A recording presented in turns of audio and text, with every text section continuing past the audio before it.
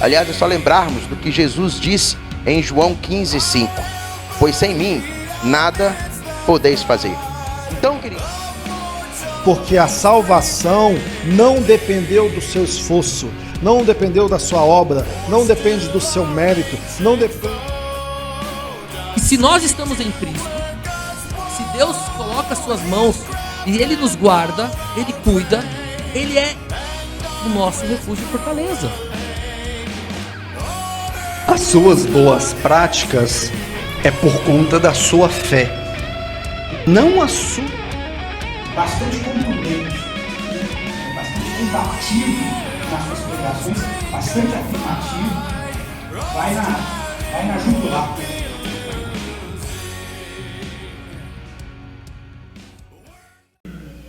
Paz estejam com todos. Como está frio hoje, então vamos ficar de pé, né, para a gente exercitar aí o nosso esqueleto. Senão a gente fica enrijecido, né? Essa palavra é difícil, né? Abram suas Bíblias no livro, o Evangelho de João, capítulo 1. Amém? Primeiro, o Evangelho de João, capítulo 1, versículo 12. Aliás, vamos do versículo 10. Diz assim: aquele que é a palavra estava no mundo, e o mundo foi feito através dele, mas o mundo não o reconheceu. Ele veio para o que era seu, mas os seus não o receberam. Mas a todos quanto o receberam, deu-lhes o direito de se tornarem filhos de Deus, ou seja, aos que creem no seu nome, os quais não nasceram do sangue, nem da vontade da carne, nem da vontade do homem, mas de Deus. Amém? E a palavra se fez carne e habitou entre nós. Vimos a sua glória, glória como a unigênito do Pai, cheio da graça e verdade. Amém. A gente vai dar início a esse momento de culto ao Senhor, de adoração. Os meninos podem até ficar aqui já, que nós já vamos orar e agradecer a Deus. E em seguida nós teremos um momento aqui de louvor. E o que é o convite à igreja?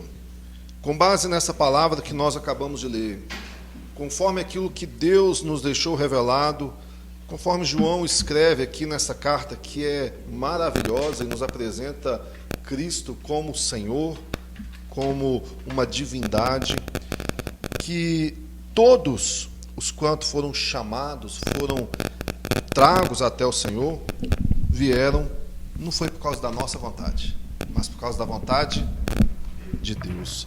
E isso a gente tem sempre que lembrar, não é a vontade nossa, não é do sangue, não é da carne, não é nem a nossa vontade. Você que está aqui não está buscando ao Senhor, e não é por causa da sua vontade, mas é porque o Senhor te trouxe. E hoje nós falaremos um pouco sobre este tema durante o momento do sermão, que é esta graça irresistível. Amém? Amém. Uma graça que te chama e você não pode resistir. E porque Ele te chamou, ou seja, porque Ele te trouxe, é que está escrito ali em João 6,44, que ninguém pode vir a mim, a menos que o Pai, o qual me enviou, o atrair. E eu o ressuscitarei no último dia. Nós estamos aqui por causa de Cristo. É tudo por causa do Senhor. É o que nós deixamos aqui, Romanos 11:36. É dele, por ele e para ele. Que nós possamos entoar este momento de culto com coração alegre. Eu sei que às vezes a gente chega aqui nas mais variadas circunstâncias. Talvez a sua semana não tenha sido uma semana só de alegria, só de regozijo, só de vitórias, como se diz por aí. Talvez sua semana tenha sido sim de regozijo, de alegrias, de coisas boas. Nós somos assim, cada um vivendo um momento, mas somos todos família por causa daquele que nos chamou. Aqui nós somos considerados irmãos uns dos outros, porque nós temos o mesmo Pai. Que nós possamos ter esse sentimento, que como irmãos nós vamos adorar e buscar a face daquele que não é somente Deus, Senhor, soberano sobre todas as coisas, mas também o nosso Pai, que nos atraiu para perto de si mesmo. Amém? Jeremias 31:3 diz: olha, com amor eterno eu te amei e com a misericórdia eu te atraí para perto de mim. Que você possa ter esse sentimento hoje, deste amor eterno de Deus derramado em seu coração por causa de Jesus Cristo. Feche os seus olhos, vamos orar, vamos agradecer a Deus, vamos buscar a sua face, vamos buscar quem Ele é, vamos entronizá-lo, porque este culto só tem um propósito: adoração e exaltação ao nome do Senhor nosso Deus, em Cristo Jesus, o nosso Salvador. Pai, obrigado porque nós estamos reunidos aqui nesta manhã e o Senhor nos concede esta graça, o Senhor nos concede este privilégio de podermos buscar, de podermos exaltá-lo, de podermos chegar a Ti com o coração contrito e muitas das vezes, ó Pai, cheio de culpa, cheio de condenação, cheio de peso, e reconhecer que no Senhor nós somos livres, no Senhor nós somos perdoados, no Senhor nós recebemos o Teu fardo que é leve, nós recebemos a palavra: vinde a mim, todos que estáis cansados. Pai, em nome de Jesus, leva-nos até a Sua santa presença em adoração sincera, que nós possamos confessar-Te, confessar todas as nossas falhas, que nós possamos olhar para Ti e ter o nosso coração transformado, ter a nossa vida transformada, ser, ó Pai, uma nova criatura por causa de Jesus. Obrigado, Senhor, por este momento. Obrigado por cada irmão, cada irmã que está aqui, aqueles que não podem ainda, aqueles que não puderam. Que o Senhor alcance a cada um deles, ó Pai, com graça e sobre graça nesta manhã. Que eles sejam abençoados, ó Pai, e que nós aqui possamos oferecer a Ti uma adoração sincera, um verdadeiro louvor, crescer, ó Pai, na Tua presença, de glória em glória, de graça em graça, porque o Senhor é quem nos sustenta, o Senhor é quem nos alimenta, o Senhor é quem nos coloca de pé, o Senhor é quem nos dá inspiração, Pai. Em nome de Jesus, nos abençoe aqui nesta manhã, a todos os momentos que teremos aqui, de louvor, de oferta, de palavra, de oração, seja tudo para a glória do Teu santo nome, em nome de Jesus. Amém. Vamos adorar o Senhor.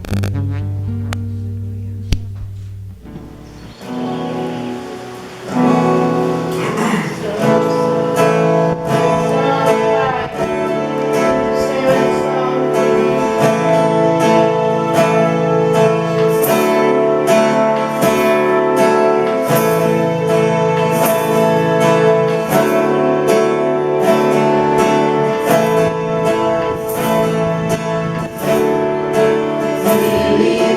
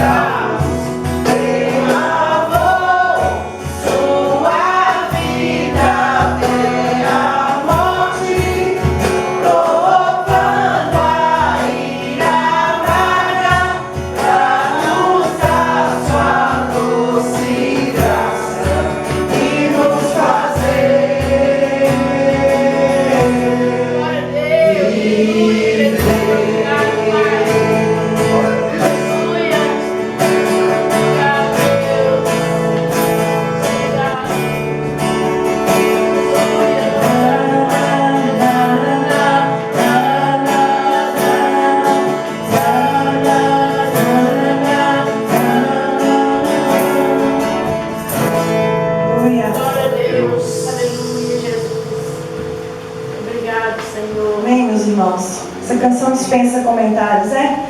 Por si só ela já fala os nossos corações, amém? Eu te convido a louvar o Senhor ainda com esse hino, né? Um hino da harpa, a mensagem da cruz. E é interessante quando a gente fala a mensagem da cruz, muitas vezes, principalmente quem está há muito tempo aí, já, né, frequenta a igreja, né, evangélica, a gente ouve muito a mensagem da cruz, mas às vezes torna uma coisa automática, né, que é a mensagem da cruz. E interessante quando Jesus, ele diz certa vez, né, que aquele que quisesse segui-lo, né, negue-se a si mesmo, tome sua cruz, né, e me siga, né. Então, existe um caminho a percorrer, né, o negue-se a si mesmo, né, não é de qualquer forma. Hoje nós vamos falar sobre graça, mas que nós tenhamos esse entendimento, não é de qualquer forma, tem um caminho, né? E a mensagem da cruz, ela é loucura para aqueles que não creem no Senhor. Ela é loucura, né? Se você falar hoje do Evangelho aí com pessoas que não creem, elas vão te criticar, elas vão zombar, né? E quando nós dizemos que amamos a mensagem da cruz, né? Essa mensagem que é loucura, né, que esse negue-se a si mesmo, tome a sua cruz, esse tome a sua cruz, ele implica exatamente nisso, né, porque nós temos, são consequências de você, né, abrir sua boca e dizer que é um cristão. Você crê em Jesus, você vai carregar algo, às vezes, difícil, às vezes, a caminhada por causa disso, né? Mas não há nada melhor, ontem nós falamos sobre isso, do que ser consolado pelo próprio Senhor, amém? Ainda que as pessoas não entendam a sua fé, né, elas te criticam, você vive um tempo aí, né, às vezes até sofrendo por isso, as pessoas até se separam de você, não querem mais nem conversar, né, você é duramente criticado, e outras coisas mais que nós vamos passar aí por seguir a Cristo, né?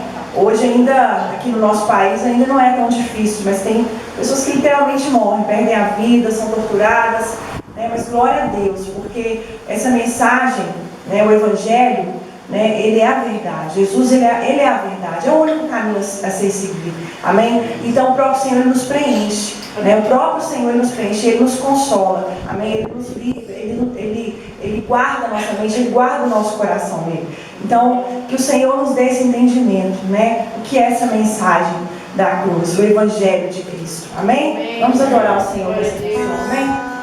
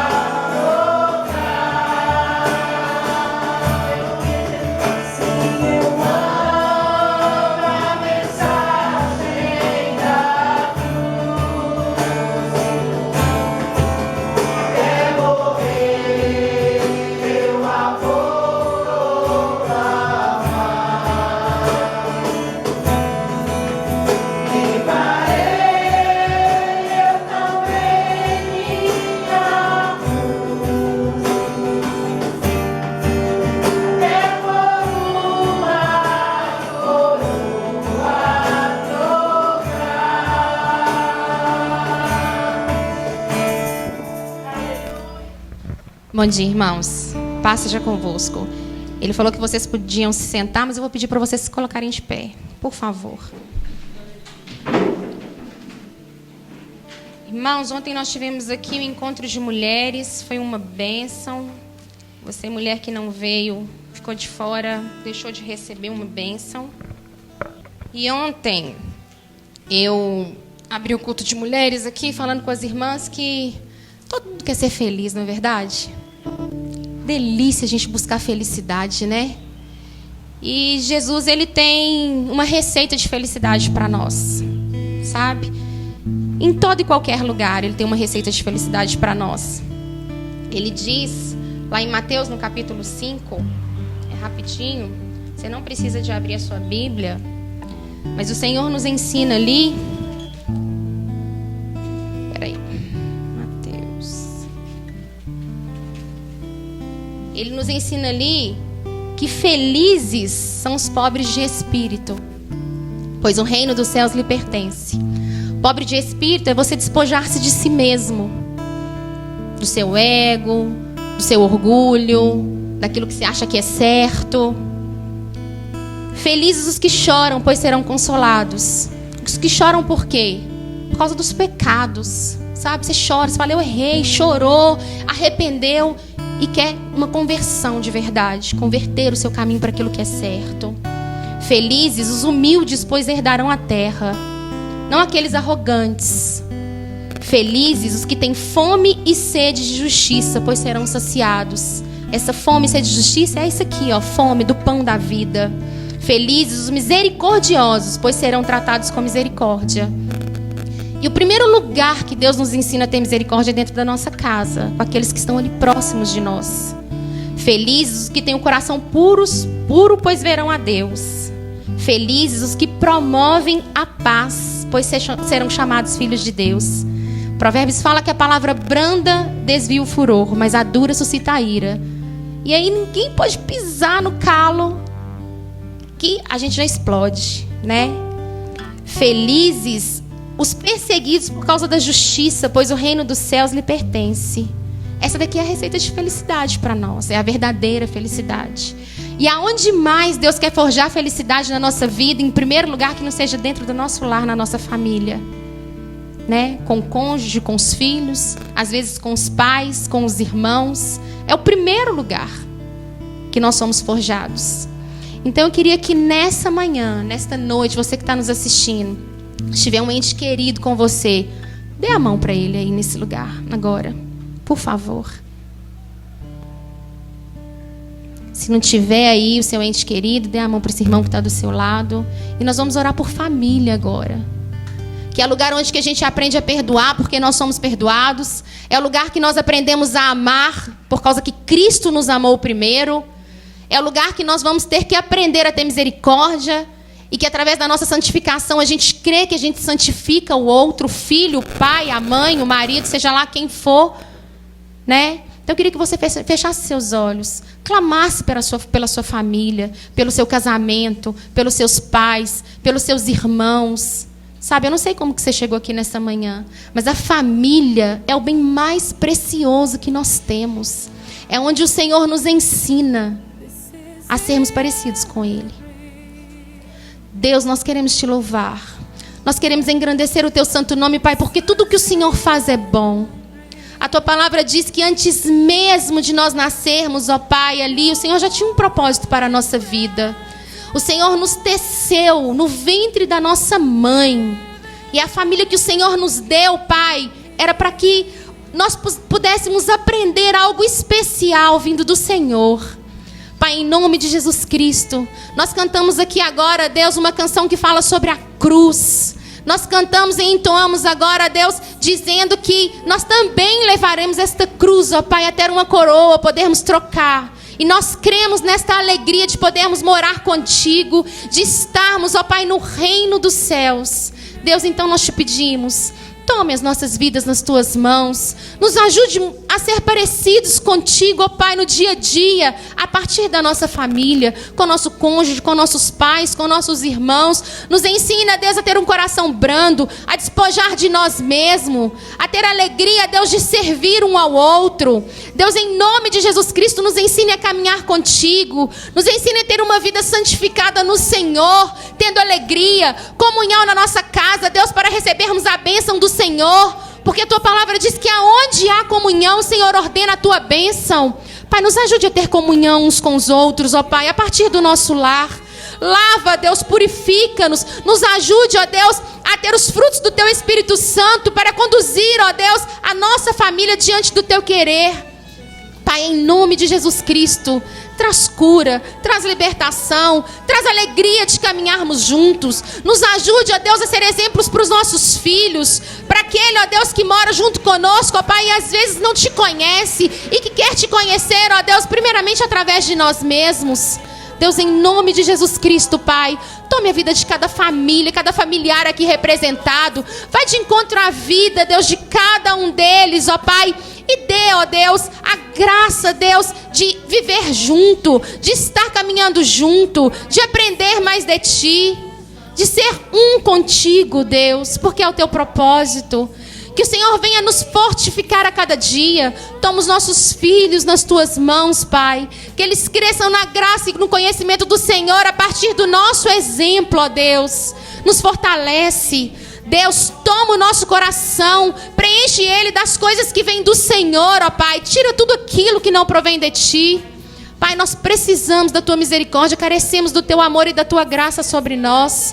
Nos ajude, ó Deus, a ser misericordioso assim como o Senhor é conosco. Nos ajude a amar, ó Deus, assim como o Senhor nos ama. Nos ajude, ó Deus, a servir, ó Pai, assim como o Senhor nos serve. Que nós possamos ser cada dia mais parecidos contigo, ó Deus. E valorizar, ó Deus, aquele que o Senhor colocou para caminhar junto conosco. Deus, eu entrego nas Tuas mãos santas e poderosas cada família, cada ente querido, ó Deus, aqui representado por cada irmão que está aqui na igreja neste momento. Deus, em nome de Jesus Cristo, ó Pai, que o Senhor venha trazer alegria, Deus, de caminharmos juntos. Que o Senhor venha trazer unidade e comunhão, ó Deus, todos os dias para glorificar o Teu santo nome, ó Pai, que é o único propósito que nós temos, glorificar o Teu santo nome. Nós Te pedimos, Deus, clamamos ao Senhor por cada família aqui representada, Pai, em nome de Jesus. Amém. Amém. Deus abençoe, viu, irmãos? Cada família. Abençoe você, em nome de Jesus. Bom dia, igreja. A graça esteja com todos. Amém. Vamos nos assentar?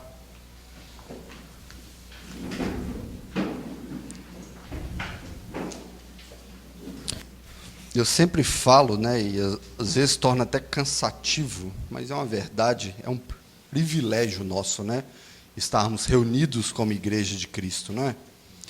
Nós somos abençoados por Deus, porque quantas pessoas gostariam de estar reunidas nessa manhã, né, nessa noite, para quem vai acompanhar a nossa transmissão, e não pode, por N motivos. Às vezes nós não valorizamos isso, sabe? Às vezes a gente não valoriza a oportunidade que nós temos de sair do conforto do nosso lar para nos reunir com a igreja. E muitas pessoas estão em um leito de hospital impossibilitadas de estar cultuando. Muitas famílias, como a Fabiana acabou de mencionar, elas estão cativas dentro de casa porque não podem se reunir porque o país não permite o cristianismo. E nós temos essa oportunidade semanalmente, né, seja quando for, e muitas vezes nós negligenciamos isso. A gente abandona a alegria de estar reunido com a igreja de Cristo. Não é a igreja do pastor A ou B, é a igreja de Cristo, porque a igreja só se reúne por causa de Cristo. E muitas vezes a gente deixa isso, né? A gente prefere ficar no conforto do nosso lar. Nossa, está chovendo, estou desanimado, não sei o quê, não vou. Mas o outro dia pela manhã você não deixa de trabalhar, você não deixa de ir para a escola. É impressionante, vale a reflexão. E é um privilégio para nós estarmos reunidos mais uma manhã para a glória de Deus. Amém? Quando nós nos dispomos a falar, igual nós estamos nesse mês de outubro, falando sobre as doutrinas da graça, e hoje nós vamos falar sobre a graça irresistível. Quando nós nos dispomos a falar disso, a gente entra em um assunto que foi debatido durante muitos anos. E ainda é. É algo que muitas pessoas não entenderam, discordaram, e não vai ser nós que vamos colocar um fim nesse assunto, nesse debate. E a grande verdade é porque falar sobre a salvação de pecadores é sempre muito debatido. É um assunto muito difícil. E quando nós olhamos para essas doutrinas, a gente não pode levar em conta o que eu e o que você acha. A gente tem que levar em conta aquilo que a Bíblia diz sobre isso tudo. Porque a minha palavra, a sua opinião, não importa. O que importa é aquilo que a Bíblia diz. Porque ela é a verdade de Deus. Então, ou seja, num momento desse, a gente pega aquilo que a gente acha e a gente coloca dentro de uma caixinha e a gente se dobra diante das Escrituras. Porque nós devemos nos render à palavra de Deus. E não é as doutrinas que sustentam as Escrituras, mas sim as Escrituras que sustentam todas as doutrinas. Nós nunca podemos pegar uma doutrina e colocar ela acima da palavra de Deus. A palavra de Deus sempre vai ser a base para qualquer doutrina. Isso nós já ensinamos aqui repetidamente. As doutrinas são sustentadas pela palavra de Deus. Que isso não saia da sua mente, amém? E uma doutrina como essa que nós vamos tratar hoje, sobre a graça irresistível, ela é muito debatida e sempre será, porque ela coloca o homem no seu devido lugar.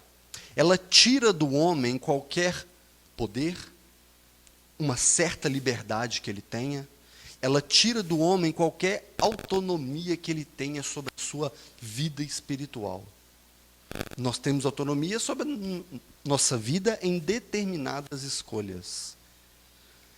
Mas quando nós estamos falando acerca de salvação, essa doutrina vai colocar o homem no seu devido lugar. E é um pouco disso que nós vamos tentar trazer aqui nessa manhã. E para nós começarmos a refletir, antes de lermos uma série de versículos que nós leremos, eu quero deixar aqui 2 perguntas iniciais, para que a gente possa sair daqui tentando ter convicção de responder. Tá? A primeira delas: você já resistiu a uma ação de Deus na sua vida? A segunda pergunta: Deus precisa de permissão para agir na sua vida? 2 perguntas que podem parecer simples, mas os seus desdobramentos vão causar em nós um impacto muito grande. Essas 2 perguntas vão tirar de nós muita do nosso alto poder que nós achamos que temos, da nossa certa liberdade que nós achamos que temos. Assustei vocês? Não, né? Espero que não, né?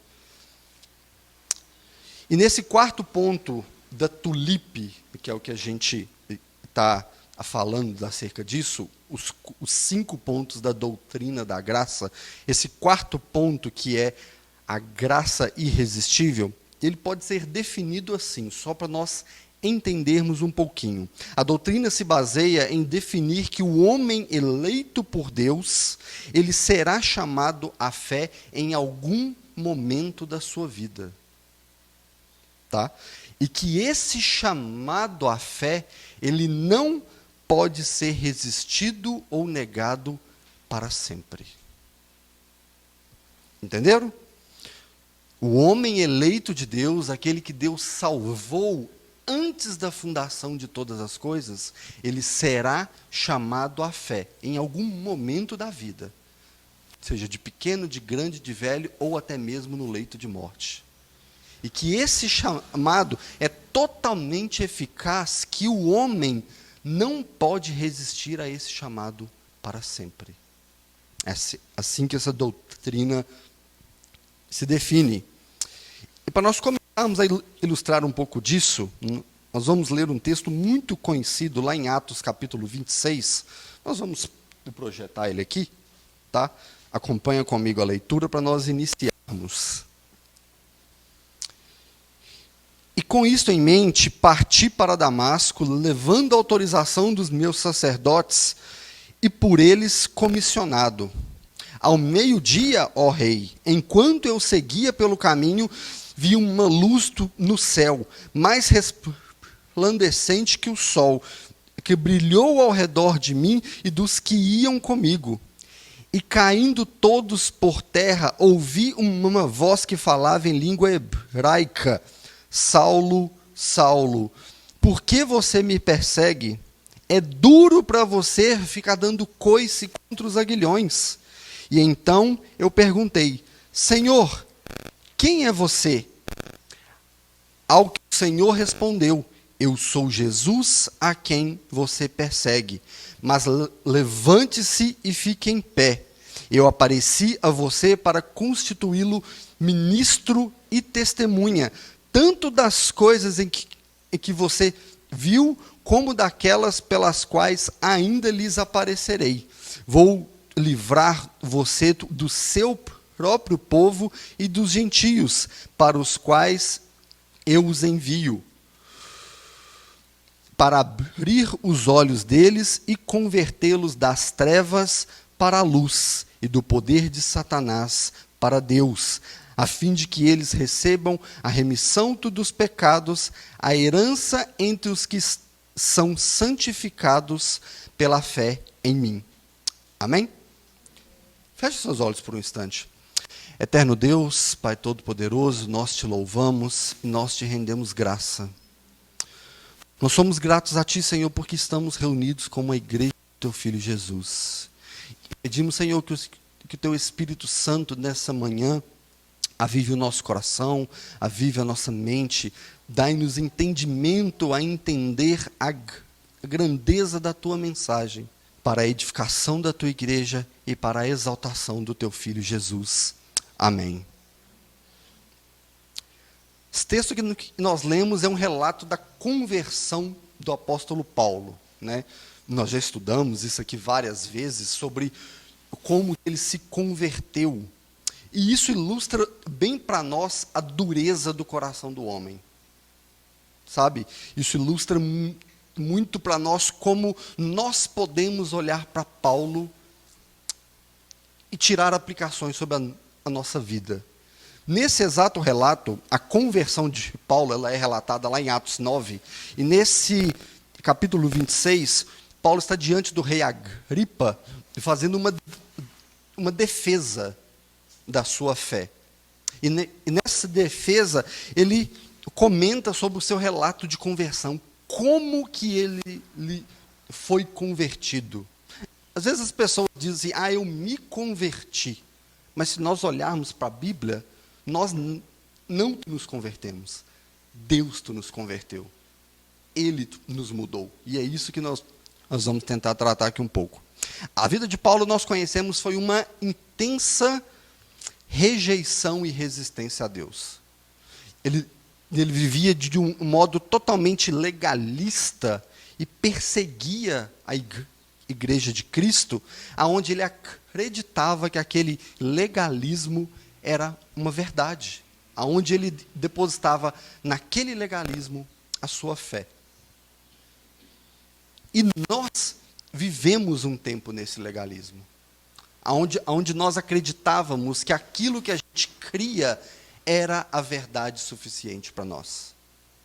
E nós achávamos que aquela verdade que estava enraizada em nosso coração, na verdade, uma verdade totalmente anti-Deus, nós acreditávamos que aquilo era a verdade bíblica, que aquilo era a nossa fé, e que aquilo era ter vida. Nós vivemos esse tempo. E nós podemos pensar um pouquinho sobre qual a diferença da nossa vida com a vida do apóstolo Paulo. Na verdade, a diferença da nossa vida com Saulo, antes dele ser convertido. Né? Para um pouquinho e tenta imaginar qual que é a diferença minha e sua para o Saulo que era totalmente anti-Deus. Nós fomos melhores que Saulo? Nós fomos superiores a ele em alguma coisa? Nós vivíamos num legalismo total, igual ele. Nós acreditávamos em uma verdade que ele também acreditava. Nas suas devidas proporções e culturas, nós vivíamos no mesmo legalismo. Mas às vezes nos assusta falar assim, não, eu não posso ser comparado com Saulo. Saulo torturava cristãos, Paulo matava cristãos. E nós só não fizemos essas mesmas coisas porque a graça de Deus não permitiu. Porque nós éramos tão terríveis quanto Saulo era. Nós não tínhamos a oportunidade de matar contra Deus, de fazer as coisas contra Deus, porque a graça de Deus ainda estava sobre nós. Pesado isso, né? Mas é verdade.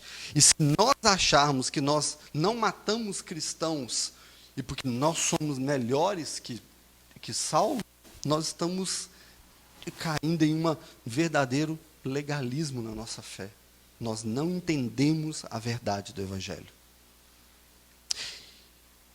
Se Paulo estivesse nos nossos dias, na verdade, Saulo seria um cristão que nós olhávamos para ele e falava assim, não, esse aí tu não tem salvação. A gente olhar as práticas de Saulo no mundo, como nós olhamos para certas pessoas hoje, e falamos assim, não, esse aí não tem salvação, não, esse aí nem Deus salva. Já estava perdido ao inferno.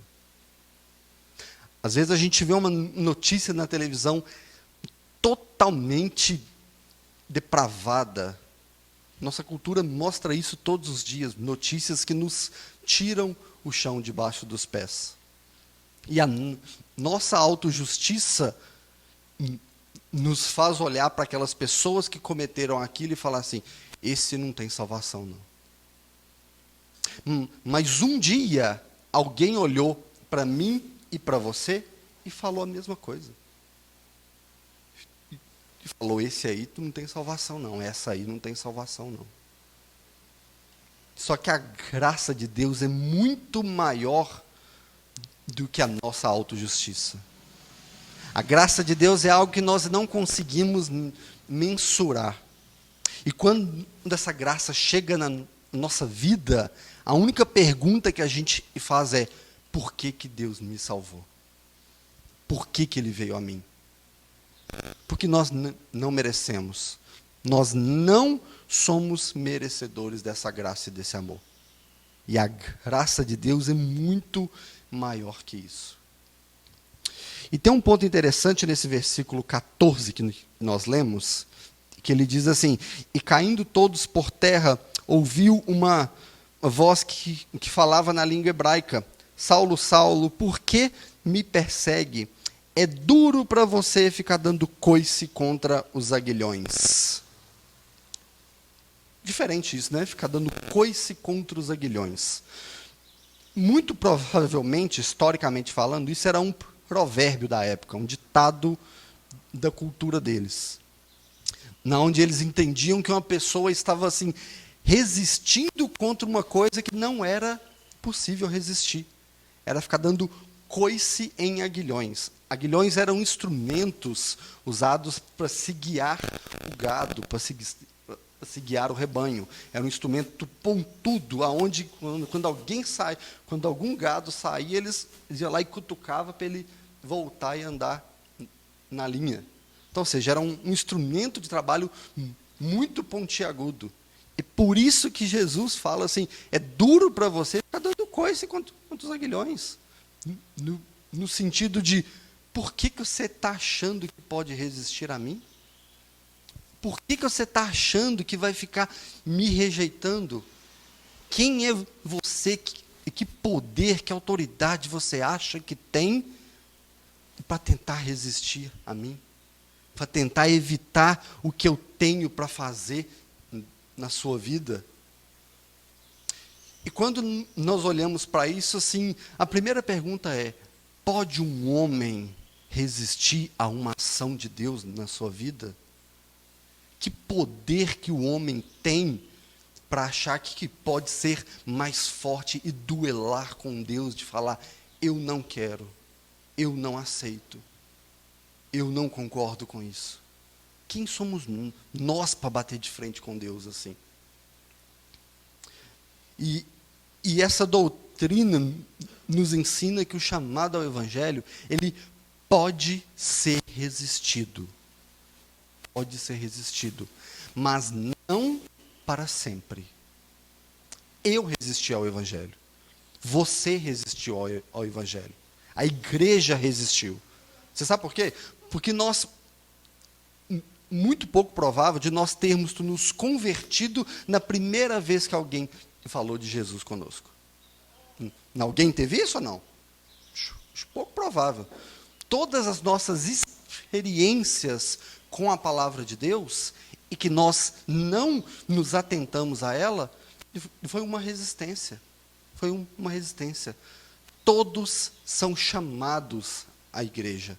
Todos são chamados a todo tempo. A mensagem do Evangelho é para todo mundo. Agora, quando Deus chama de modo eficaz, quando Deus quebra a barreira do seu coração, não tem como você resistir mais. E esse foi o momento do apóstolo Paulo, onde Jesus falou com ele assim, por que você está tentando resistir? Por que você está tentando medir forças comigo? A partir de agora é totalmente diferente, é uma nova vida que você vai ter. É algo totalmente diferente. E em Deuteronômios, capítulo 30, versículo 6, ele diz assim, o Senhor, o seu Deus, circundará o coração de vocês e o coração dos seus descendentes, para que vocês amem o Senhor, seu Deus, de todo o seu coração, de toda a sua alma, para que vocês tenham vida. É Deus que vai transformar o nosso coração.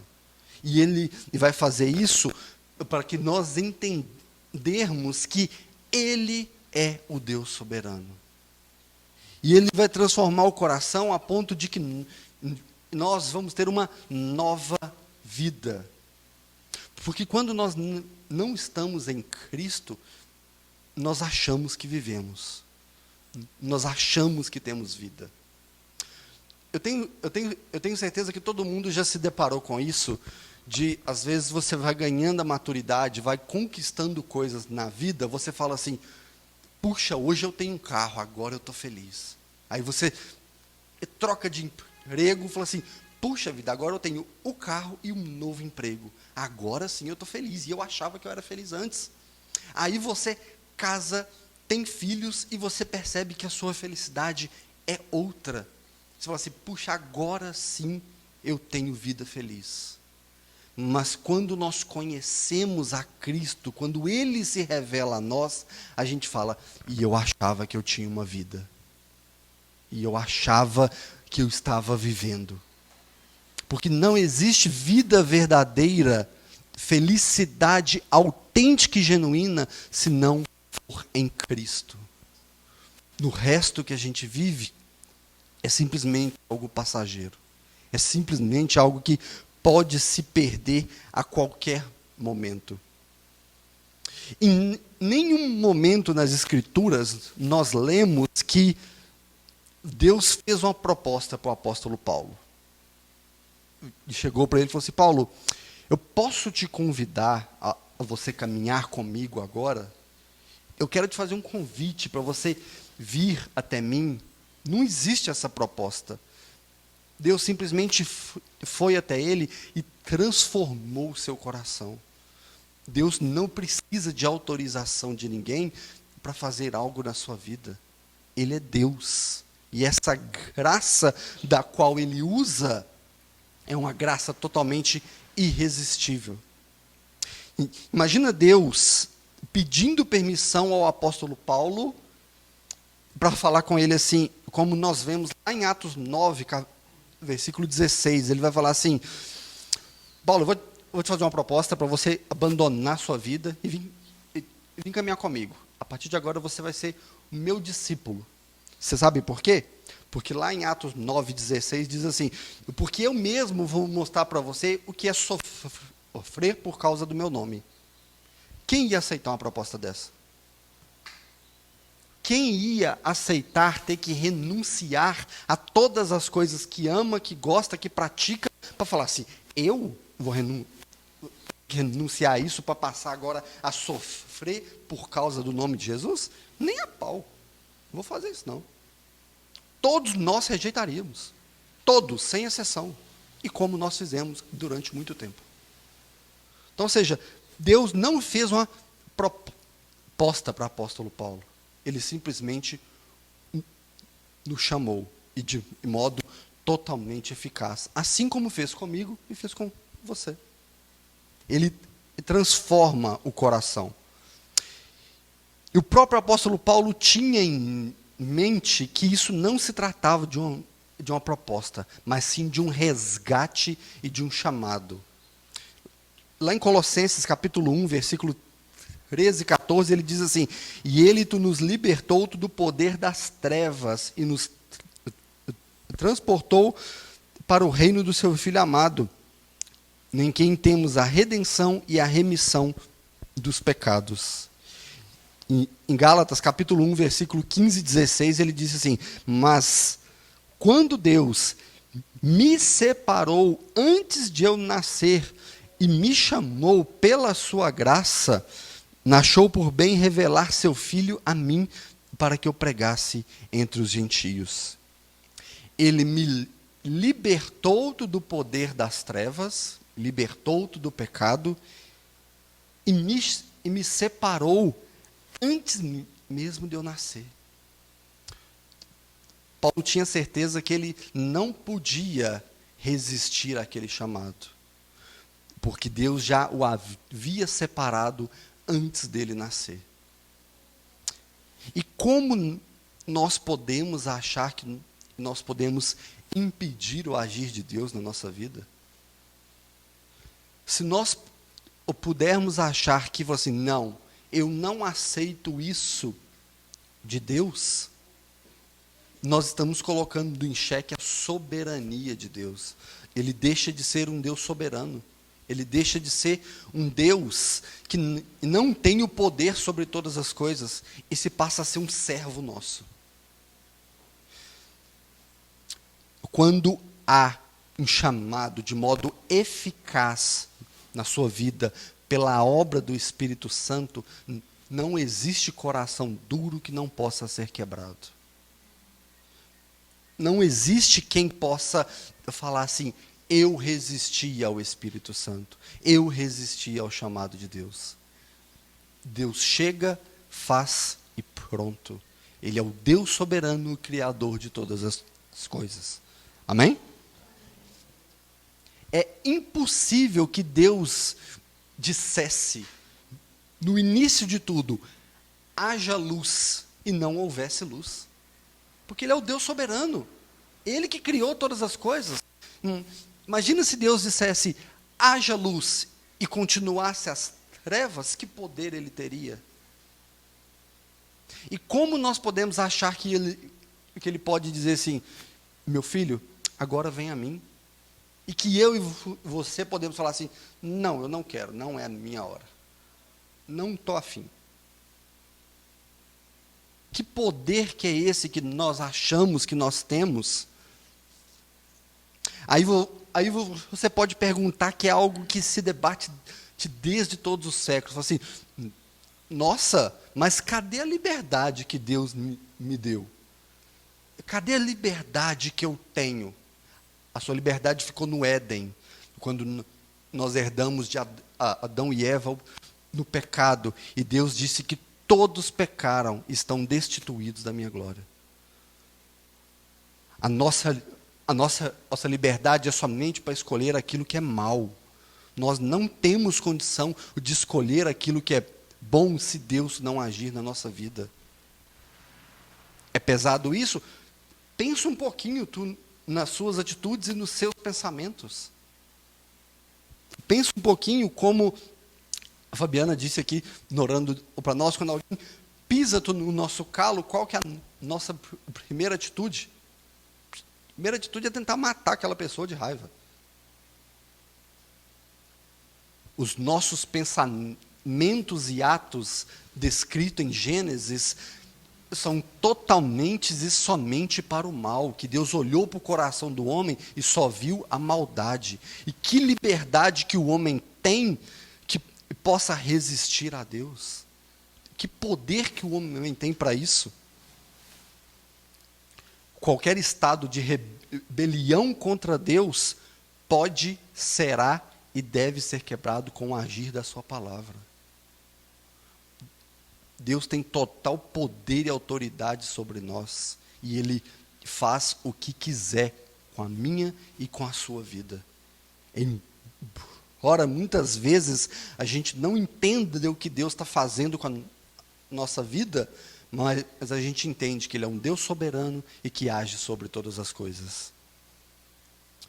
E nós olhamos para outros textos bíblicos e percebemos que o porquê que a graça não pode ser resistida. Lá em Filipenses, capítulo 2, versículo 13, muito conhecido e citado por nós, pois é Deus quem efetua tanto o querer e tanto o realizar de acordo com a boa vontade dEle. É Ele quem efetua nós querermos alguma coisa, e é Ele que faz todas essas coisas acontecer. Em Ezequiel, capítulo 36, versículo 26 e 27, ele diz assim: eu lhes darei um novo coração, e porei dentro de vocês um espírito novo. Tirarei de vocês o coração de pedra, e lhe darei um coração de carne. Porei dentro de vocês o meu espírito e farei que andem nos meus estatutos, guardem e observem os meus juízos. Eu acho que em toda a Bíblia esse é um dos versículos que enche os meus olhos, sabe? Porque nós vemos aqui um poder de Deus, e eu já falei isso aqui, que Jesus ter realizado milagres é grandioso, é glorioso. Transformar água em vinho, Deus abriu o mar para o povo passar, ressuscitou Lázaro, curou cego, leprosos, coxos. Ele fez todos esses milagres. E glória a Deus, Ele é Deus. Agora, nele pegar um coração duro, de pedra, um coração que antes odiava a palavra de Deus, odiava as coisas de Deus, de fazer esse coração amar e desejar a Deus, é o maior de todos os milagres. Pegar um coração que antes só queria saber das coisas do mundo, e que de repente, pela sua graça, esse coração passa a amar, a desejar e a servir a Deus.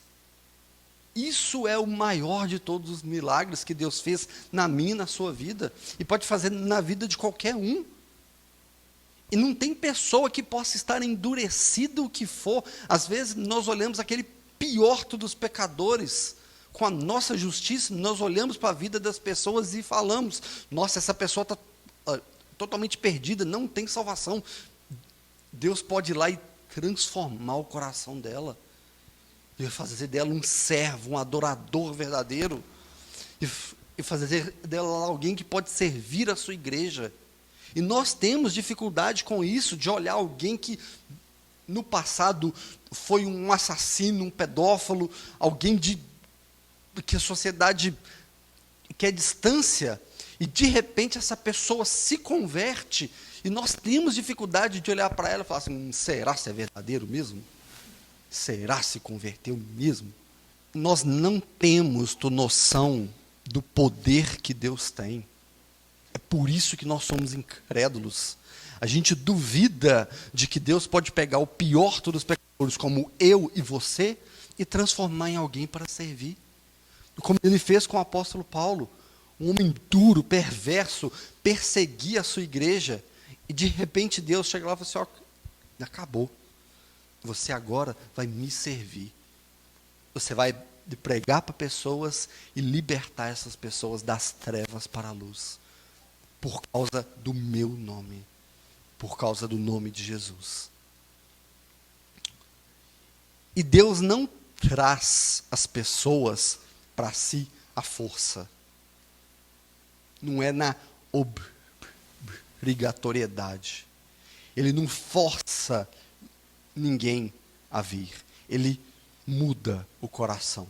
Ele muda os desejos. Ele muda a sua vida. Ele muda aquilo que ele antes chamava de vida. E hoje ele olha e fala assim, gente, quanto tempo eu perdi atolado nessa lama.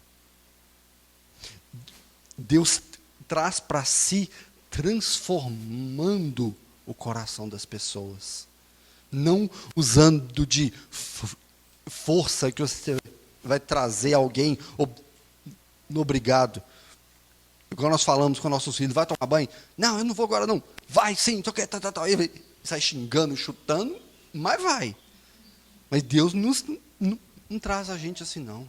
Ele muda o nosso coração, ele nos faz entender que somos pecadores e que precisamos de Jesus na nossa vida. E que somente nele nós temos vida. João capítulo 1, acho que até o versículo que o pastor Wagner iniciou aqui, João 1, versículo 12 e 13, ele diz assim, contudo, aos que receberam, aos que creram em seu nome, deu-lhes o direito de se tornarem filhos de Deus, os quais não nasceram por descendência natural, nem pela vontade da carne e nem pela vontade de homem algum, mas nasceram de Deus. Ninguém escolhe ser filho de Deus. Isso é algo muito pesado da gente dizer na nossa cultura, porque hoje você olha para o mundo e as pessoas falam, todos são filhos de Deus. Até o Papa deu uma dessa essa semana, né? Todos são filhos de Deus. Falando, não é bem assim não. Aqueles que receberam Jesus como seu único e suficiente Salvador, esse sim deu-lhes o direito de se tornarem filhos de Deus. Somente aqueles que creram em Jesus Cristo, como as Escrituras diz, não como qualquer um pode achar que é Jesus. Eu creio em Jesus, mas creio num Jesus que a Bíblia passou longe disso. Não é desse modo. Né? Aqueles que creem como a palavra diz. Esse sim tem o direito de se tornar filhos de Deus. O mundo todo é filho de Deus? Não. Infelizmente não. Mas a vontade de Deus é assim. A gente não vai entender todas as coisas, mas nós o louvamos, porque a sua vontade é sempre boa, perfeita e agradável. Amém? A vontade de Deus era que a sua igreja, os eleitos, tivessem vida verdadeira em Cristo. Ou seja, Deus sempre teve um povo separado para si. Deus sempre teve um povo que ele sempre planejou aquele povo. E esse povo iria e vai conhecer a Cristo Jesus. Só que não é possível conhecer a Cristo Jesus sem nascer de novo. Sem ter o Espírito Santo dentro de nós. Sem que as barreiras do nosso coração fossem quebradas. É impossível nós, por vontade própria, querermos conhecer quem Deus é. quem Jesus é. Nós só conhecemos a Jesus e a Deus porque Ele se revela a nós. Uma passagem muito conhecida lá em João 3, do versículo 3 ao 8,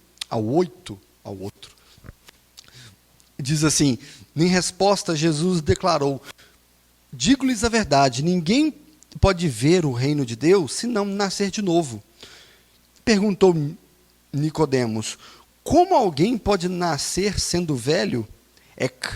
É claro que não pode entrar pela segunda vez no ventre da sua mãe e renascer. E respondeu-lhe Jesus: digo-lhe a verdade, ninguém pode entrar no reino de Deus se não nascer da água e do Espírito. O que nasce da carne é carne, mas o que nasce do Espírito é Espírito. Não se surpreenda pelo fato de eu ter dito isso. É necessário que vocês nasçam de novo. O vento sopra aonde quer. Você o escuta, mas não pode dizer de onde vem e nem para onde vai.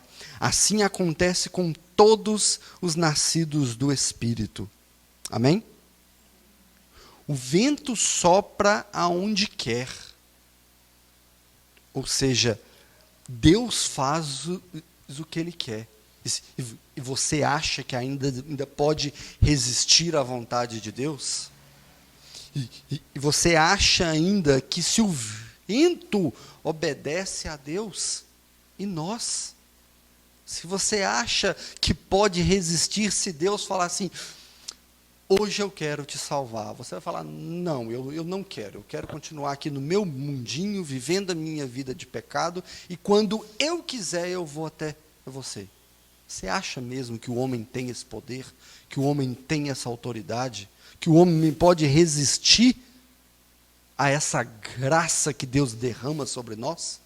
Você acha mesmo? A doutrina da graça significa que Deus é soberano sobre todas as coisas. E ele quebra qualquer incredulidade de qualquer coração. Como Ele quebrou do meu, e como Ele quebrou do seu. Ele quebra um coração de carne e coloca ali um coração novo. Um coração que tem vida verdadeira. Isso é graça. É algo que nós não merecemos e Deus faz na nossa vida. Todos nós sabemos que por causa do pecado nós merecemos o inferno.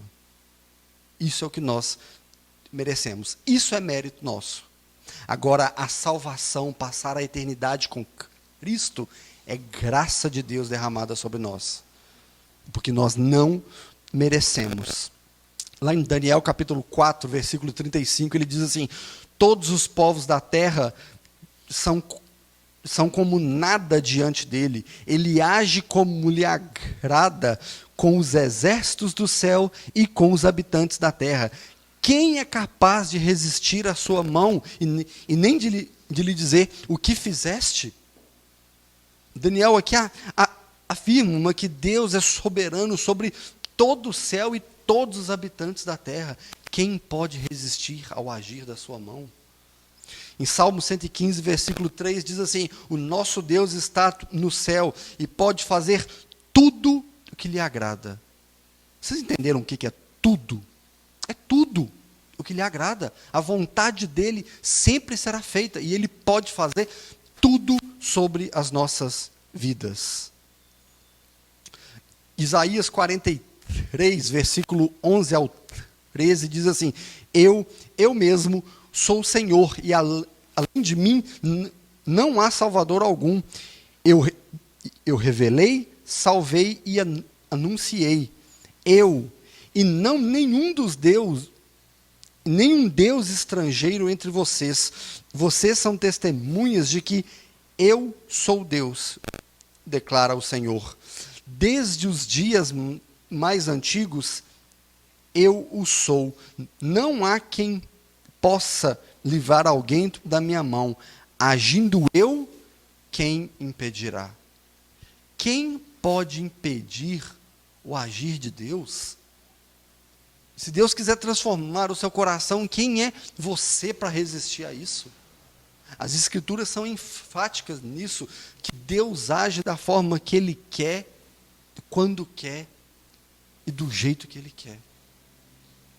A cultura evangélica, nas últimas décadas, ela colocou algo dentro das igrejas que, por causa de uma ignorância bíblica, sabe, ensinou coisas que a Bíblia não ensina. Tipo, eu decreto, eu repreendo, eu determino, eu aceito. Quem é você e eu para determinar, aceitar ou repreender alguma coisa que Deus quer colocar na sua vida? Que poder a nossa palavra tem para impedir Deus de agir? Eu não aceito isso na minha vida. Coitado, vai passar pelo aquilo ali ainda não aceitando. Mas não tem como você impedir o agir de Deus. E se Deus quiser ser glorificado na sua vida, ou com algo ruim que você tenha que passar? Vocês já pararam para pensar nisso? Não é muito fácil Deus poder, a gente olhar para Deus e falar assim, não, Deus quer ser glorificado nas coisas boas, na obra, dentro da igreja, na pregação da palavra, tudo. E se Deus quiser ser glorificado na sua vida com uma enfermidade? E se Deus quiser colocar uma tragédia na sua vida, para Ele ser glorificado? Você pode impedir isso?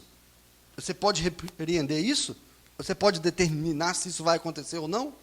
Ele é Deus, Ele faz o que Ele quiser. Embora nós não entendemos, embora a gente possa orar para Deus e falar assim, Deus, por que eu estou passando com isso? Eu sei que é da sua vontade, mas me dá força, me dá graça, me dá paciência, me dá sabedoria para passar por isso. Mas eu não sei o porquê. Mas Ele pode ser glorificado com situações difíceis na sua vida. Pode e vai, se Ele quiser. Ele pode te dar um filho, glória a Deus. Mas Ele pode te tirar um filho também. Ele pode te dar abundância de vida, mas Ele pode te dar escassez também. Ele é Deus. Ele faz o que Ele quiser. Ele é o Deus soberano. E quem somos nós para impedir Ele de agir? Já estou terminando, tá, gente? Quando Deus nos chama de forma eficaz, quando o Espírito de Deus age na nossa vida, é impossível não haver mudança na nossa vida. É impossível não haver conversão.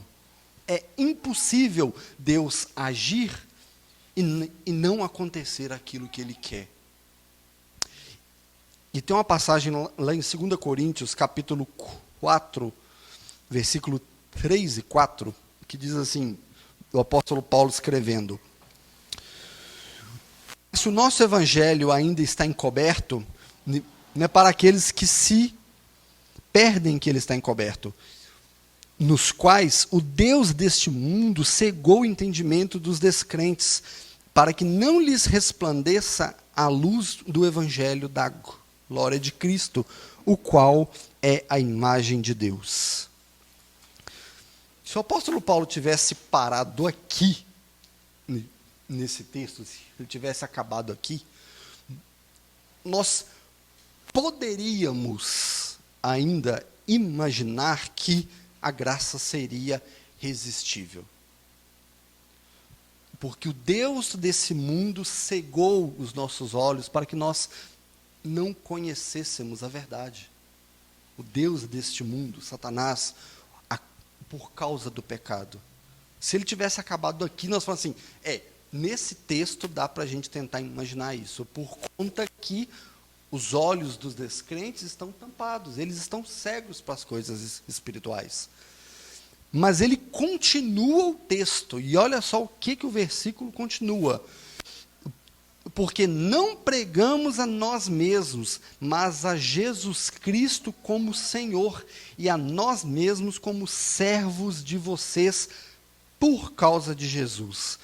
Porque Deus que disse, das trevas resplandeça a luz, Ele mesmo resplandeceu em nosso coração, para a iluminação do conhecimento da glória de Deus na face de Jesus Cristo. Ele mesmo resplandeceu a luz. Não depende da nossa incredulidade, não depende da ação de Satanás na nossa vida, não depende do pecado na nossa vida. Quando Jesus Cristo é revelado a nós pelo Espírito Santo dentro do nosso coração, toda incredulidade é quebrada. O poder do pecado já não existe mais sobre nós. Quando nós dissemos que nós somos libertados, libertados da escravidão do pecado, a incredulidade se foi.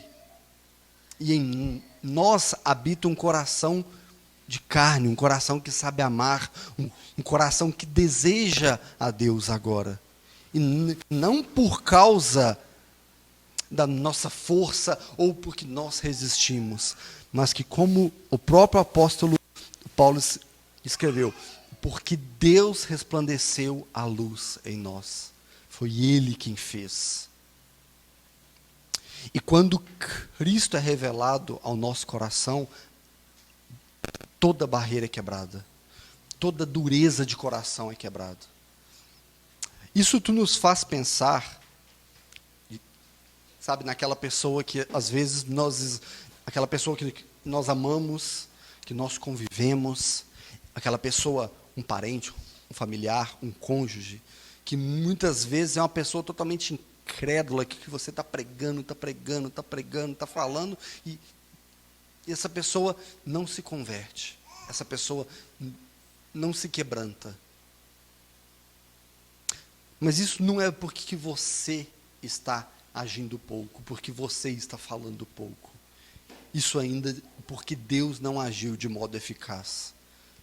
Porque Deus não foi lá ainda e quebrou a dureza do coração dela. Mas isso também nos faz pensar que nós não precisamos pregar para as pessoas. Às vezes nós entendemos de um modo equivocado, falar assim, não, se é Deus que vai fazer, então eu não preciso fazer nada. Mas a palavra de Deus vai nos dizer que a fé vem pelo ouvir, e ouvir a palavra de Deus. O próprio apóstolo Paulo escreveu lá em Romanos, dizendo que o evangelho é o poder de Deus para a salvação. É através da pessoa ouvir a mensagem do evangelho, e que, se for da vontade de Deus, ela quebranta aquele coração e salva aquela alma. Então, qual que é o nosso papel nisso tudo? Continuar pregando, continuar falando e orar pela vida dessas pessoas.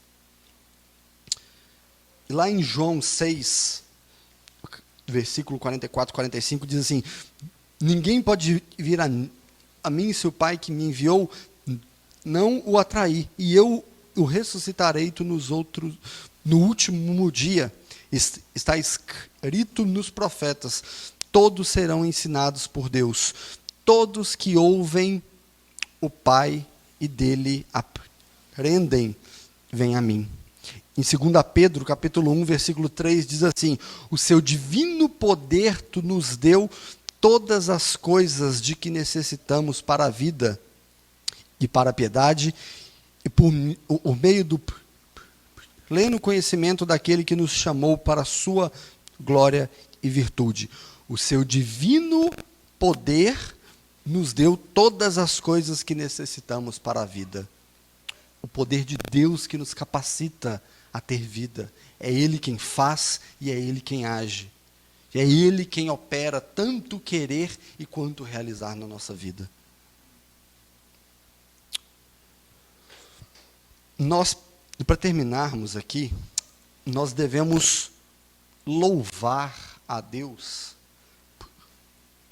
por uma doutrina dessa ensinada, sabe? Porque a doutrina não é simplesmente uma sintetização de um ensino da Bíblia. Não é o que a gente sempre ensina. Pegou as informações e sintetizou de uma forma mais clara. E nós devemos louvar a Deus por causa da graça irresistível. Porque se a graça fosse resistível, todos nós estaríamos fadados e condenados ao inferno. Todos, sem exceção. Porque ninguém escolhe por si só renunciar a si mesmo e carregar uma cruz.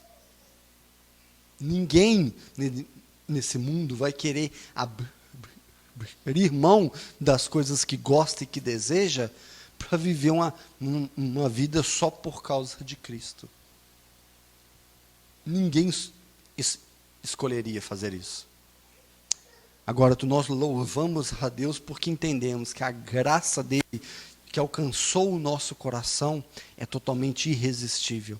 E ele transformou a minha vida, transformou a sua vida e continua transformando a vida da sua igreja. E todos aqueles que vão crendo vão sendo salvos. E Cristo vai sendo cada vez mais glorificado com isso. Um último textinho, só para nós orarmos, que eu acho que sintetiza toda a nossa conversão, sabe? Eu já li esse texto aqui inúmeras vezes, tá? De carta do apóstolo Paulo a Tito, no capítulo 3, versículo de 3 a 7, é onde ele fala de como nós estávamos, como Deus agiu na nossa vida e por que ele agiu.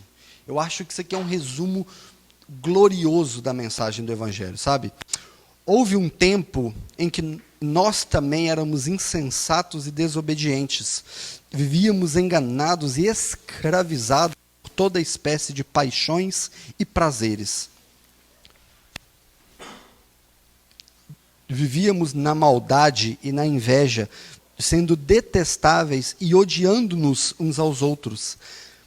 Mas quando se manifestaram a bondade e o amor pelos homens da parte de Deus, o nosso Salvador, não por causa dos nossos atos de justiça por nós praticados, mas devido à sua misericórdia, ele nos salvou pelo lavar regenerador e renovador do Espírito Santo, que ele derramou sobre nós generosamente, por meio de Jesus Cristo, o nosso Salvador. Ele fez a fim de que, justificados pela graça, nós nos tornemos seus herdeiros, tendo a esperança da vida eterna. Amém? É maravilhoso um texto desse, de nós entendermos o poder de Deus sobre as nossas vidas. O poder de Deus na sua graça derramada sobre nós. Amém? Feche seus olhos por um instante. Glória a Deus. Amém? Nós não fazemos apelo porque achamos não ser necessário justamente por conta desta mensagem. Porém, se você está aí com seu coração ardendo depois de ouvir essa palavra e falou assim, eu preciso de ter esta confissão pública, eu preciso tomar e mudar a minha vida, eu preciso caminhar com Cristo, e eu reconheço esta mensagem como uma mensagem de Deus, e eu quero estar com Cristo, eu quero confessá-lo diante dos homens, eu quero crescer em graça, em conhecimento, eu quero passar pelas águas do batismo, assim como o próprio Jesus. Nos procure, amém? Final do culto, qualquer momento, Denilson, eu, quem você sentir à vontade, fala assim, olha, eu preciso desse momento, eu preciso disso para mudar. E nós vamos entender como esse chamado que Deus fez para a sua vida hoje. Amém? Muito bom ouvir sobre as doutrinas. Nós já passamos por total depravação, a eleição, a expiação limitada e hoje a graça irresistível. E no próximo domingo nós iremos fechar os 5 pontos da graça, também conhecido como 5 pontos do calvinismo, com a perseverança dos santos. E nós teremos aqui a presença, se Deus quiser, do reverendo Ricardo, da Igreja Presbiteriana do bairro Nova Vista, né, um excelente pregador da palavra. Eu, o Denis, estivemos com ele lá em Neves, e assim, e as outras oportunidades que eu tive de ouvi-lo, sempre fui muito edificado. E eu acho que vai trazer aqui para nós também uma palavra muito rica, como a de hoje que nós ouvimos. Amém? Nós já estamos por terminar. Nós vamos ter aqui um momento de louvor. E o que a gente espera aqui nesse último louvor? Que você possa, em agradecimento a Deus por aquilo que você ouviu, gozá-lo em sua presença, adorá-lo, sabe? Derramar-se diante do Senhor. E nós também damos neste momento a oportunidade àqueles que participarão deste momento de oferta, né, e contribuição, com alegria, de fazê-lo com graça, de fazê-lo com justiça. Não precisa abrir, lá em Lucas capítulo 5, versículo 29, nos relata o banquete que Levi, né, um cobrador de impostos, dá a Jesus. E o versículo 30 diz assim: os fariseus e escribas reclamaram dos discípulos de Jesus, por que ele come e bebe com publicanos e pecadores, né? E ao qual o próprio Jesus ponderou: olha, os que têm saúde não precisam de médico, mas sim os enfermos. E eu não vim para chamar justos, mas sim os pecadores ao arrependimento. Nós somos esses pecadores, amém? Nós também, nós que éramos os que estavam nessa condição. E hoje Ele nos permite participar da sua mesa. Nós fomos chamados para viver a vida de Deus. E este ato de oferta, de contribuição, é um ato de amor. É um ato de reconhecimento, de fidelidade àquilo que você entende da palavra de Deus. E é bem verdade, porque nós mantemos este espaço, né, ou seja, com a ajuda de toda a comunidade. Nós sempre falamos também, inclusive, que como igreja, nós temos que ter a liberdade tanto de ofertar, de colocar, como também de retirar. Isso às vezes soa estranho para algumas pessoas, mas quando a gente diz isso é no sentido de entenda que como irmãos nós podemos uns dos outros, precisar um dos outros e ter essa liberdade de falar: olha, eu estou passando por um momento difícil, principalmente nessa pandemia onde pessoas estão aí perdendo emprego e outras coisas mais, está passando por alguma necessidade. Fala conosco, vamos tentar juntos ajudar, mesmo que com dificuldade. Amém? A gente deixa esse espaço assim, aberto para que seja um momento sim, de adoração, mas um momento de aprendizado, um momento de oferta ao Senhor com alegria. Como está escrito ali, nunca por pesar. Então eu vou orar, em seguida os irmãos vão estar louvando. Louve ao Senhor por este momento da palavra que você ouviu. E se você for ofertar aqui hoje, pode fazer depois ou durante o louvor. Se não for fazer aqui, tem também os meios que a gente usa na internet, né, com as contas. Pode fazer por transferência, pode fazer por depósito. Enfim, mas o que a gente precisa, isso é fato. Amém, irmãos? Que Deus abençoe vocês. Pai, obrigado por esta palavra e obrigado por este momento que tivemos aqui, ó Deus, de crescimento, de exortação, de chamamento. Que nós sejamos convertidos, Pai, convertidos a Ti, e tenhamos uma nova vida, como o Senhor ensinou, ó Pai, e disse a Nicodemos naquele dia do cair da tarde. Que nós possamos, Senhor, ter o nosso coração transformado, e também em todas as áreas das nossas vidas, que o mamon, o dinheiro, a riqueza, a avareza, a luxúria não tenha poder sobre nós, não seja um ídolo, não seja um Deus, mas que seja destronado em nossos corações e nós venhamos confiar em Ti, os nossos bens, os nossos recursos, porque tudo que temos, ó Pai, vem de Ti. A saúde, o trabalho, a vida, se não fosse do Senhor, Pai, nós não teríamos nada. Então, obrigado por tudo que tem nos dado. Nos ajude a sermos bons administradores daquilo que o Senhor tem nos dado. Faz de nós bons missionários, aqueles que investem, ó Deus, na obra missionária.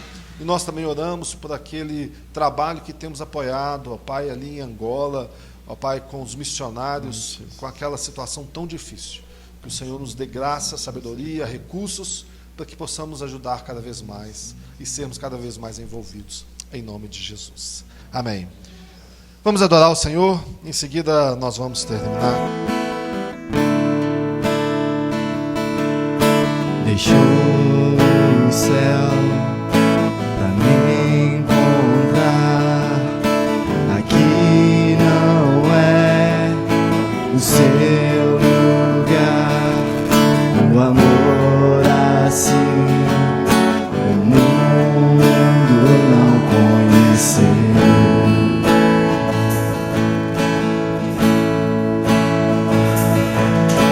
Naquela cruz se entregou o teu perdão e alcançou o amor assim o mundo não conhecia.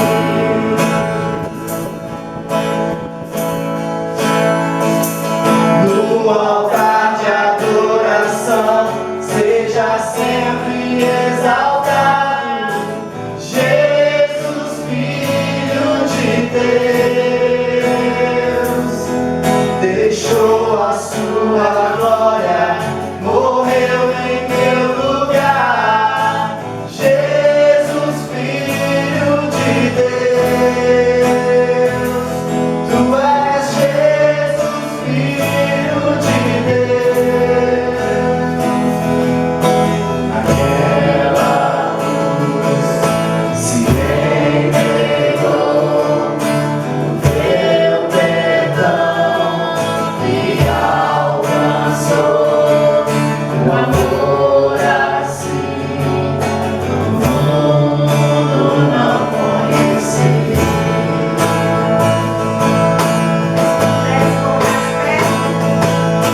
Naquela cruz se entregou o teu perdão e alcançou um amor assim o mundo não conheceu.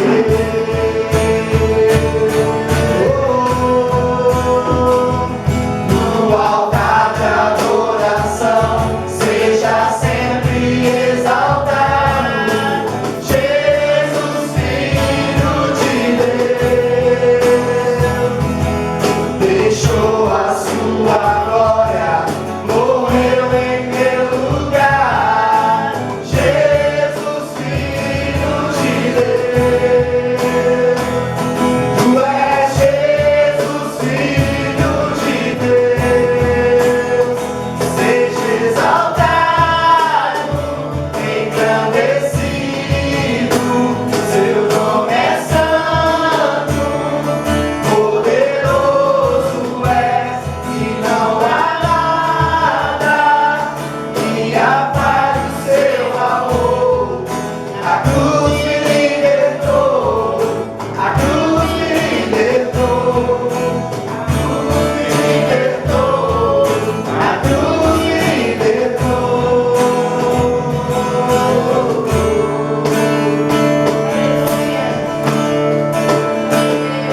No altar de adoração seja sempre exaltado, Jesus, Filho de Deus, deixou a sua glória, morreu em meu lugar. Jesus, Filho de Deus, tu és Jesus, Filho de Deus. Porque ninguém vai almoçar 11 horas, né? Ou vai? Vai? Domingo 11 horas? Almoço tão tarde. Então assim, toma lá um café conosco, amém? Feliz aí pela presença de algumas pessoas, né? Os amigos que estão nos visitando hoje, né? O Thiago, a esposa, a Fabiana, né? Daniel, lá de Sabará, coordenando dos irmãos ali também de Sabará. A Alice já é de casa. já veio. E as princesinhas aí, né?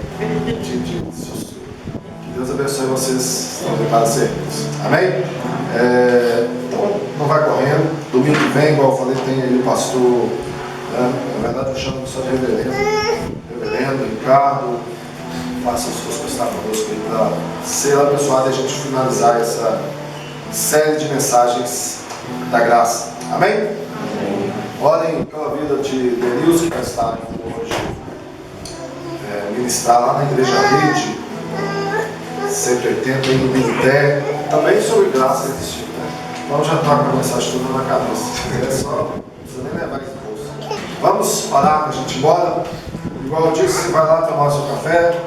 Quem não nos conhece ainda, né? Ou seja, o espaço lá dentro, vai lá conhecer e não vai correndo não. Senhor, muito obrigado por esta manhã, reunidos em Teu nome, aonde, Pai, proclamamos aqui a Tua glória, ó Deus, exaltamos a quem o Senhor é, ó Deus, e a Tua mensagem foi compartilhada, que tenha, Deus, realizado em nossos corações, o Espírito Santo, ó Pai, este chamamento, a conversão, ó Deus, aquele sentimento de sabermos que a verdade é o Senhor e sermos convencidos, sim, ó Deus, de todo pecado, de toda justiça, de todo juízo da parte do Senhor.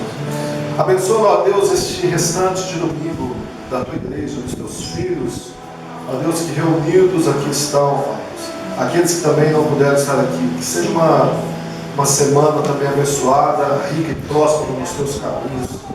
É o que nós te pedimos e te agradecemos em nome de Jesus. Vamos cantar a nossa bênção.